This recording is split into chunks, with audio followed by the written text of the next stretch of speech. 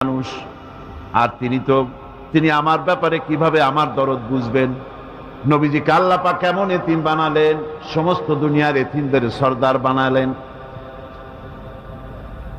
মায়ের পেটে যখন তিনি ছিলেন 6 মাসের সময় মায়ের পেটে থাকাকালীন বাপের এতিম হয়ে গেলেন। যখন প্রসব বেদনা শুরু হয়েছে মায়ের, দুনিয়ায় যখন তিনি আসবেন, হযরতে আমেনা ঘরের ভিতরে বসে তার অবস্থাটা কি?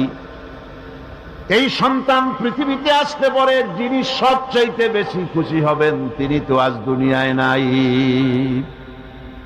মনের ভিতরে কত কষ্ট। আল্লাহ রাব্বুল আলামিন তার হাবিবকে দুনিয়া আনলেন।